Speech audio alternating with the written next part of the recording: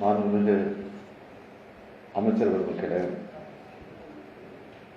அரசினுடைய அழைப்பை ஏற்று இந்த ஆலோசனை கூட்டத்திற்கு வருகை புரிந்திருக்கக்கூடிய அனைத்து சட்டமன்ற கட்சியை சேர்ந்திருக்கக்கூடிய மாண்புமிகு உறுப்பினர் பெருமக்களே, தலைமைச் செயலாளர் உள்ளிட்ட அரசு அலுவலர்களே, உங்கள் அனைவருக்கும் என்னுடைய நன்றியை, வணக்கத்தை தெரிவித்துக் கொள்ள விரும்புகிறேன். கொரோனா என்ற பெருந்தொற்றை கட்டுப்படுத்தவும் அதனால் பாதிக்கப்பட்டவர்களை காக்கவும் தமிழக அரசு முழு முனைப்போடு ஈடுபட்டு வருகிறது. தமிழக அரசின் இத்தகைய நடவடிக்கைகளுக்கு முழு ஆதரவையும் ஆக்கப்பூர்வமான ஆலோசனைகளையும் வழங்கி வரும் அனைத்து சட்டமன்ற கட்சி உறுப்பினர்களுக்கும் என்னுடைய சார்பிலும் தமிழக அரசின் சார்பிலும் முதலில் என்னுடைய நன்றியை தெரிவித்துக் கொள்ள விரும்புகிறேன். இந்த பெருந்தொற்றை ஒழிக்க வேண்டும் என்பது நமது லட்சியமாக, நமது இலக்காக இப்பொழுது இருந்து கொண்டிருக்கிறது. அந்த எண்ணத்திற்கு அரசியல் மாறுபாடுகள், வேறுபாடுகள் அனைத்தையும் மறந்து நாம் அனைவரும் ஒன்றாக கைகோர்த்து செயல்பட்டாக வேண்டும். அத்தகைய எண்ணம் தான் நம் அனைவருக்கும் இருக்கிறது. கட்சி எல்லைகளை கடந்து நாம் இங்கே கூடியிருக்கிறோம். நாம் இங்கே கூடியிருக்கிறோம் என்று சொன்னால் நமது அனைவரது ஒரே நோக்கம் கொரோனா ஒழிப்பு என்பதற்காக மட்டும்தான் இருக்க வேண்டும். கடந்த 13ஆம் தேதி என்றும் இதேபோல் அனைத்து சட்டமன்ற கட்சிகள் கூட்டம் நடத்தப்பட்டது. அதில் கலந்து கொண்டு உங்கள் கருத்துக்களையும் மருத்துவ ஆலோசனை குழுவின் கருத்துக்களையும் கேட்ட பிறகு ஊரடங்கு குறித்தான சில விதிமுறைகளை வகுத்து நடைமுறைக்கு கொண்டு வந்தது நம்முடைய தமிழக அரசு. அந்த நடைமுறைகளில் சற்று மாற்றங்களை பொதுமக்களின் நலன் கருதியும் கொரோனா தொற்றை கட்டுப்படுத்தும் நோக்கிலும் 17/5/2021 முதல் கூடுதலாக சில கட்டுப்பாடுகளோடு ஊரடங்கு நடைமுறையிலிருந்து இருக்கிறது என்பது உங்களுக்கு தெரியும். இது வரும் 24/5/2021 முடிவுக்கு வரப்போகிறது. கொரோனாவை கட்டுப்படுத்துவதற்கு அதன் பரவல் சங்கிலியை உடைப்பதே முக்கியமானது. அந்த சங்கிலியை உடைப்பதற்காகவே முழு ஊரடங்கு பிறப்பிக்கப்பட்டது. இந்த முழு ஊரடங்கு குறித்த அடுத்த கட்ட முடிவுகள் எடுப்பதற்காகத்தான் இந்த ஆலோசனை கூட்டம் கூட்டப்பட்டிருக்கிறது என்பதை முதலில் உங்களுக்கு தெரிவித்துக் கொள்ள விரும்புகிறேன். கொரோனாவை கட்டுப்படுத்த அரசு பல்வேறு தீவிரமான நடவடிக்கைகள் எடுத்து வருவதை நீங்கள் அறிவீர்கள். அதனுடைய விவரங்களை சுருக்கமாக உங்களுக்கு நான் தெரிவிக்க விரும்புகிறேன். இதில் முக்கியமானது ஆக்சிஜன் தேவையாகும்.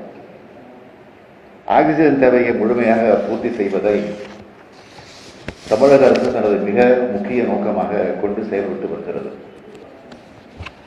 ஆக்சிஜன் தட்டுப்பாட்டை போக்கும் வகையில் தமிழக அரசு கேட்டுக்கொண்டதின்படி தமிழகத்திற்கான 480 மெட்ரிக் டன் ஆக்சிஜன் ஒதுக்கீட்டின ஒன்றிய அரசு 519 மெட்ரிக் டன்னாக உயர்த்தியுள்ளது. ஒடிசா மாநிலத்திலிருந்து தினந்தோறும் 100 மெட்ரிக் டன் ஆக்சிஜன் பெறப்பட்டு வருகிறது. விமானங்கள் மூலம் டேங்கர்கள் அனுப்பப்பட்டு ரயில்கள் மூலம் ஆக்சிஜன் சிலிண்டர்கள் பெறப்பட்டு வருகின்றன. ஒடிசா மாநிலத்திலிருந்து விநியோகிக்கப்படும் ஆக்சிஜனை உரிய முறையில பெறும் பணிகளை தமிழகத்தைச் சேர்ந்த 2 இந்திய ஆட்சிப்பணி அலுவலர்கள் நியமிக்கப்பட்டு அவர்கள் ஒடிசாவிலேயே தங்கி மேற்பார்வை பணிகளை மேற்கொண்டு வருகிறார்கள். மகாராஷ்டிரா மாநிலத்திலிருந்தும் 900 மெட்ரிக் டன் அளவிலான ஆக்சிஜன் பெறுவதற்கு தமிழ்நாடு அரசு அம்மாநில அரசோடு பேச்சுவார்த்தை நடத்தியுள்ளது. இது தற்போது அம்மாநில அரசின் பரிசீலனையில் உள்ளது. இதற்காகவும் தனியே ஒரு இந்திய ஆட்சிப்பணி அலுவலர் நியமிக்கப்பட்டு அவர் மகாராஷ்டிராவிலே தங்கி மேற்பார்வை பணிகளை மேற்கொண்டிருக்கிறார். தமிழ்நாட்டிலேயே டிட்கோ மூலம் இதர தொழில் நிறுவனங்களுடன் கூட்டு முயற்சியில் இணைந்து ஆக்சிஜன் தயாரிக்கும் பணிகள் மேற்கொள்ளப்பட்டு வருகின்றன. மனித உயிர்களை காக்கும் சாதனங்களை ரூபாய் 40 கோடி செலவில் இறக்குமதி செய்ய தொழில்துறை ஏற்பாடு செய்துள்ளது. இதில் ஆக்சிஜன் செறிவூட்டிகள், ஆக்சிஜன் சிலிண்டர், ரெகுலேட்டர், ஃப்ளோமீட்டர்ஸ் மற்றும் ஆக்சிஜனை நிரப்பி வைக்கும் உறைநிலை சேமிப்பு கலன்கள் ஆகியவை உள்ளடங்கும். சிங்கப்பூரில் இருந்து 2150 சிலிண்டர்களை வாங்குவதற்கு சிப்காட் மூலமும் 1000 சிலிண்டர்கள் சிஐஐ மூலம் வாங்குவதற்கு ஏற்பாடு செய்யப்பட்டுள்ளது. மேலும் துபாயிலிருந்து 800, தென்கொரியாவிலிருந்து 975, மலேசியாவிலிருந்து 380 சிலிண்டர்களும் பெறுவதற்கு வழிவகை செய்யப்பட்டுள்ளன. ரூபாய் 22 கோடி செலவில் 2675 ஆக்சிஜன் செறிவூட்டுகளை சென்னை மாநகராட்சி மூலம் வாங்குவதற்கு உத்தேசிக்கப்பட்டுள்ளது. மேலும் சிங்கப்பூரிலிருந்து ரூபாய் 20 கோடி செலவில் 5000 செறிவூட்டுகளையும், லெபானிலிருந்து 185 செறிவூட்டுகளையும் வாங்குவதற்கு ஆணைகள் பிறப்பிக்கப்பட்டுள்ளன. உலக வங்கியின் மூலமாக 2000 ஆக்சிஜன் செறிவூட்டுகள் கடன் அடிப்படையில் பெற நடவடிக்கைகள் மேற்கொள்ளப்பட்டுள்ளன. சிங்கப்பூர் செஞ்சிலுவை சங்கம் 2000 செறிவூட்டுகளையும், உலக சுகாதார நிறுவனம் 100 செறிவூட்டுகளையும் வழங்க முன்வந்துள்ளன. சிங்கப்பூரிலிருந்து 2630 ரெகுலேட்டர்கள் கொள்முதல் செய்யப்பட்டதில் 1780 ரெகுலேட்டர்கள் இறக்குமதி செய்யப்பட்டுள்ளன. சிங்கப்பூரிலிருந்து கொள்முதல் செய்ய ஆணை வழங்கப்பட்ட 3250 கிலோமீட்டர்களில் தற்போது 280 கிலோமீட்டர்கள் இறக்குமதி செய்யப்பட்டுள்ளன. பல்வேறு மாவட்டங்களில் 156 மினி ஆக்சிஜன் தயாரிக்கும் கூடங்கள் அமைக்க பல்வேறு நிறுவனங்கள் முன்வந்துள்ளன. ரூபாய் 23 கோடி செலவில் 12 கிரியோஜெனிக்ஸ் டேங்குகள் சீனாவிடமிருந்தும் 5 டேங்குகள் தைவானிலிருந்தும் இறக்குமதி செய்யப்பட்டுள்ளன. ஆக்சிஜன் ஆப்டிமைசர் என்ற சாதனத்தின் மூலம் ஆக்சிஜன் உபயோகம் அரசு மருத்துவமனையில் குறைக்கப்பட்டுள்ளது. தமிழ்நாட்டில் ஆக்சிஜன் செறிவூட்டிகள், ஆக்சிஜன் சிலிண்டர்கள் மற்றும் ஆக்சிஜன் உற்பத்தி செய்ய முதலீடு செய்யும் நிறுவனங்களுக்கு 30% மூலதன மானியம் வழங்க அரசு அறிவித்துள்ளது. ஜனவரி 1 முதல் ஆகஸ்ட் 31 வரை இருக்கக்கூடிய காலத்தில் ஆரம்பிக்கப்பட்ட அத்தகைய நிறுவனங்களுக்கு இம்மானியம் கிடைக்கும். நவம்பர் 30க்குள் குறைந்தபட்சம் 10 மெட்ரிக் டன் அளவில் ஆக்சிஜன் தயாரிக்க முதலீடு செய்யும் நிறுவனங்களுக்கு 5 ஆண்டுகளில் 30% மூலதன மானியம் வழங்கப்படும். இவ்வாறு தொடங்கப்படும் நிறுவனங்களுக்கு தமிழ்நாடு தொழில் முதலீட்டுக் கழகம் மூலம் 6% வட்டி மற்றும் மானியத்தோடு உடனடியாக கடன் உதவி வழங்கும். ஐநாக்ஸ் நிறுவனம் மூலம் ஓசூரில் திரவ ஆக்சிஜன் கூடுதலாக தயாரிக்க உத்தேசிக்கப்பட்டுள்ளது. அதேபோல் சிக்கிசால் நிறுவனத்தின் மூலமாக ரூபாய் 100 கோடி செலவில் ராணிப்பேட்டையிலே உள்ள தனது ஆக்சிஜன் தயாரிக்கும் நிறுவனத்தினை விரிவுபடுத்த உத்தேசித்துள்ளது. தற்போது ஒடிசாவிலிருந்து தமிழகத்திற்கு ஆக்சிஜன் பெறப்பட்டு வருகிறது. அங்கு வீசிய புயல் காரணமாக தொடர்ந்து ஆக்சிஜன் பெறுவதில் தாமதம் ஏற்படும் நிலையில் உடனடியாக மகாராஷ்டிராவிலிருந்து ஆக்சிஜன் வழங்க வேண்டி ஒரு அவசர கடிதத்தை நான் மத்திய அமைச்சர் திரு பியூஷ் கோயல் அவர்களுக்கு எழுதினேன். அந்த கடிதத்தை திமுக நாடாளுமன்ற குழு தலைவர் திரு TR பாலு அவர்கள் நேரிலேயே டெல்லிக்கு சென்று வழங்கி தமிழ்நாட்டிற்கு கூடுதலாக 900 மெட்ரிக் டன் ஆக்சிஜன் ஒதுக்கீடு செய்ய வேண்டுகோள் விடுத்தார். அதனை உடனடியாக ஏற்று மத்திய ரயில்வே துறை அமைச்சர் பியூஷ் கோயல் அவர்கள் தமிழகத்திற்கு கூடுதல் ஒதுக்கீட்டை வழங்கிட உத்தரவாதம் அளித்திருக்கிறார். இப்படி ஆக்சிஜன் தட்டுப்பாட்டை நீக்க பெரும் அளவிலான முயற்சிகளை தமிழக அரசு மேற்கொண்டுள்ளது.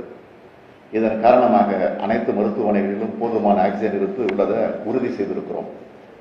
இன்னொரு பக்கத்தில் மருத்துவ உட்கட்டமைப்புகளை உருவாக்கும் பணிகளையும் அரசு முனைப்போடு செயல்படுத்தி வருகிறது. இத்தகைய சூழலில் கடந்த 10ஆம் தேதி முதல் 24ஆம் தேதி வரையிலான முழு ஊரடங்கு காலம் முடிவடைய இருக்கிறது. கொரோனா பரவல் கட்டுப்படுத்தப்பட்டுள்ளதா என்று கேட்டால் குறைந்துள்ளதை தவிர கட்டுக்குள் இன்னும் வரவில்லை என்றுதான் சொல்ல வேண்டும். முழு ஊரடங்கு பிறப்பிக்கும் போது பொதுமக்களின் நன்மைக்காக சில தளர்வுகளை நாம் அறிவிக்கிறோம். தேவையான மளிகை காய்கறிகளை வாங்கிக் கொள்வதற்காக மட்டுமே அந்த தளர்வுகளை அறிவித்தோம். ஆனால் அந்த தளர்வுகளை பயன்படுத்தி அவசியம் இல்லாமல் வெளியில் சுற்றுவதும் சிலருக்கு வழக்கமாகிவிட்டது. இப்படி வருபவர்களை அறிவுரை சொல்லி அனுப்பி வையுங்கள் என்று காவல்துறைக்கு உத்தரவிட்டோம். அத்தகைய அன்பான அறிவுரைகளையும் சிலர் கேட்பதாக தெரியவில்லை. முழு ஊரடங்கு என்பது பொதுமக்களின் நன்மைக்காகத்தான் பிறப்பிக்கப்பட்டுள்ளது. மக்களின் உயிர்களை காக்கவே பாதுகாக்கவே போடப்பட்டுள்ளது. அதனை உணராதவர்களாக பொதுமக்களில் சிலர் இருப்பது வேதனை தருகிறது. முழு ஊரடங்கை சிலர் ஏதோ விடுமுறை காலம் என்பதாக நினைச்சு ஊர் சுற்றி வருகிறார்கள். இது விடுமுறை காலம் அல்ல, கொரோனா காலம் என்பதை உணராமல் இன்னமும் சிலர் இருக்கிறார்கள். கொரோனாவை வாங்கிக் கொள்ளவும் மாட்டேன், கொரோனாவை அடுத்தவருக்கு கொடுக்கவும் மாட்டேன் என்று பொதுமக்கள் உறுதி எடுத்துக் கொண்டால் மட்டும்தான் இந்த நோய் தொற்றுக்கு முற்றுப்புள்ளி வைக்க முடியும். இதனை உணர்த்துவதற்காகத்தான் பல்வேறு திரையுலக கலைஞர்களை வச்சு விழிப்புணர்வு வீடியோக்களை தயாரித்து பொதுமக்களுக்கு சொல்லி வருகிறோம். கொரோனாவை குறித்த பயம் பொதுமக்களின் பேச்சில் தெரிகிறது, ஆனால் அது செயலில் தெரியவில்லை. அது செயலில் தெரிய வேண்டும். அத்தகைய எச்சரிக்கை உணர்வை இன்னமும் பொதுமக்களிடத்தில் நாம் தான் விதைத்தாக வேண்டும். கடந்த ஓராண்டு காலத்தில் விலை மதிப்பில்லாத மனித உயிர்களை இழந்திருக்கிறோம். இதனால் எத்தனையோ குடும்பங்களின் எதிர்காலம் கேள்விக்குறியாக மாறியிருக்கிறது. இத்தகைய இழப்புகளுக்கு விரைவில் முற்றுப்புள்ளி வைத்தாக வேண்டும். கடந்த ஓராண்டு காலத்தில் நம்முடைய மருத்துவர்கள், செவிலியர்கள், முன்கள பணியாளர்கள் அடைந்திருக்கக்கூடிய துன்ப துயரங்கள் அளவிட முடியாது. ஏராளமான மருத்துவர்களை நாம் இழந்திருக்கிறோம். மருத்துவத்துறையே மிகப்பெரிய மனரீதியான நெருக்கடிக்கு உள்ளாகி இருக்கிறது. தங்களது உயிரை பற்றி கவலைப்படாமல் அவர்கள் பணியாற்றி வருகிறார்கள். அவர்களுக்கு இதற்கு மேலும் சுமையை, அழுத்தத்தை கொடுக்க முடியாது. கொரோனா காரணமான மிகப்பெரிய நெருக்கடிக்கு உள்ளாகி இருப்பவர்கள் பள்ளி, கல்லூரி மாணவ மாணவியர்கள். அவர்களுக்கு விடுமுறை என்பது மகிழ்ச்சிக்குரிய காலமாக இருந்தது. இப்போது மிகப்பெரிய துன்ப தருவதாக மாறிடுச்சு. மன அழுத்தம் கொண்டவர்களாக அவர்கள் மாறிவிடக்கூடும்.